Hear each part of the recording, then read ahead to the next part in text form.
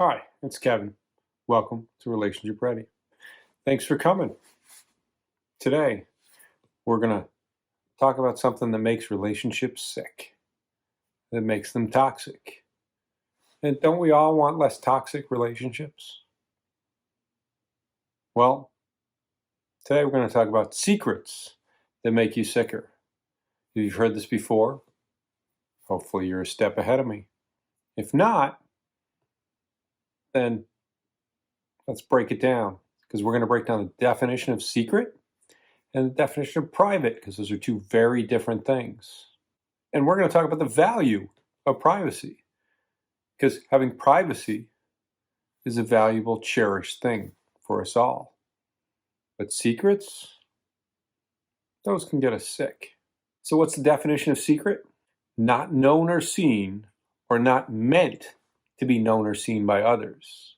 Not meant to be. You're holding something back and keeping it from others. And what's privacy? Privacy is belonging to or for the use of one particular group or person. It's being a part of. It's also having a particular role or position. So it has its place. Privacy has its place. A private in the military has its place, its rank, its order, its position.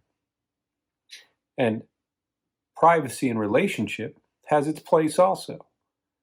It creates boundaries, and it allows for identification of a sense of self, versus secrecy, which is holding back a part of us.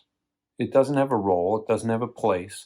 What it has is something that sits inside of us, that eats away at us, and keeps us from being healthy in our relationships. Because relationships have boundaries.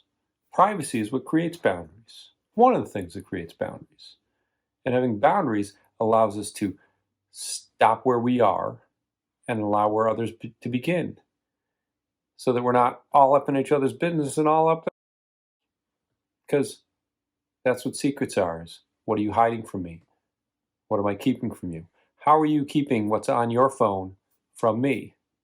What is out there in the rest of your world, in the rest of your life, in the rest of your existence that you don't feel comfortable or safe or allowing of your partner to be able to share them? Because if you're being who you are, and if you are private, and if you're a private person, that's perfectly fine, then your partner would know what about you is private. It doesn't mean you're sharing all the parts of you. It means that there is a space that they trust in you that is just theirs.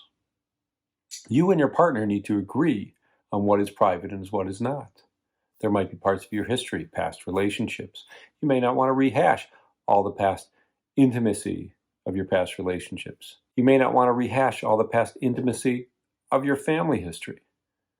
But you know there's a significant thing there that you are keeping private, or your partner is keeping private, but not keeping as a secret. Because what makes it a secret is if it's impacting your relationship. If I'm keeping a family secret from my partner, and I am spending my time, my energy, and reenacting it, acting it out in my relationship with my partner, then that's a secret. If I have something in my family history that I just want to put to the past and I'm not acting it out within my relationship with my partner, that's privacy. And if my partner wants to know what it is and I don't want to share it, we're not agreeing on what the boundary is. So it's going to be a battle. It's going to be a fight. It's going to be constant. Either constantly in our faces or constantly subtly eating away at a relationship. But if we agree, this is a thing that is not impacting our current relationship, this is a thing that I trust and you trust in relationship to me, that this is a thing from my past or from my history, from my family, from my past relationships, that I'm not acting out with you, then that's privacy. And that's okay. Trust is essential in being able to differentiate the difference between privacy and secrecy. because trust creates that boundary, and trust allows the comfort in relationship to be able to trust your partner that it is a private thing that they're holding, not a secret. And if you trust your partner with their privacy, you don't have to know their secrets. And they can choose to share them when they want to, on their terms, not on your terms. Because a relationship is about pacing with each of us together in relationship. What are the things we need to learn in order to be able to figure out the difference between privacy and secrecy and not impact our relationship in a toxic way? We need to have trust and boundaries to know when is the right timing to reveal privacy and secrecy. Do you reveal everything on the first date? No. Or maybe you do, depending on your partner. If people are oversharing and you're an oversharer too, then you're throwing it all out there to hash through together. If you're putting it out in whatever your natural rhythm is, then it's okay as long as you don't violate the contract that you agree with when you first meet someone of how close are we? What do we need to share with each other? What are our secrets and our privacy, and when do we reveal those as we become more intimate? Because we reveal things about each other non-verbally and verbally as we become more intimate.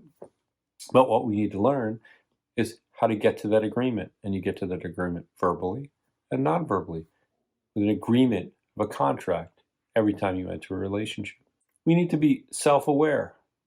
We need to be aware, are we a person who trusts people from the beginning of a relationship? Are we someone who does not trust people and mistrust people from the beginning of a relationship and expect people to build our trust over time? And how do we establish that with the person that we're with? Because if I'm someone who trusts everybody from the start and you're someone who mistrusts everybody from the start, there's a point where we will cross paths. And at that point is when we need to ask for the agreement and reveal what do we need to know about privacy and secrecy from each other. And that's what builds the trust, is that pace and that agreement. How do we bring this self-awareness to light? Well, we got to do the work ourselves. Write down who are your closest people, your most intimate people, the people who are in your closest circle. And write down what your secrets are and what you have conviction about what your privacy is and what your boundaries are. Write those things down for yourself first. And then look at who you have shared those with already. Look at who else, if anybody, you want to share them with again.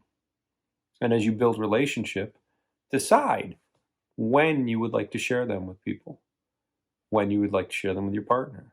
Are they impacting your life right now? So you need the skills to be able to figure out the boundaries, figure out the pace, and be aware enough of yourself to know what are your secrets that you're holding on to that are creating toxicity for you and your relationship. So what did we talk about today? We talked about secrecy versus privacy.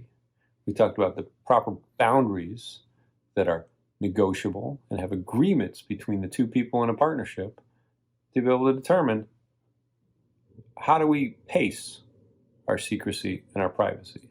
How do we pace our intimacy? And violations of that pace and that agreement are secrecy. They're not something to lambaste your partner about or to break up with or to destroy, but they are something to be able to address and be like, wait a minute, I thought we had this agreement and you violated or I violated. Can we move forward? Maybe you can if you rebuild that trust and create those boundaries, because without those boundaries, secrets just keep you sicker and sicker. But with those boundaries, we can all be more relationship ready. Thanks for watching. Please subscribe next time.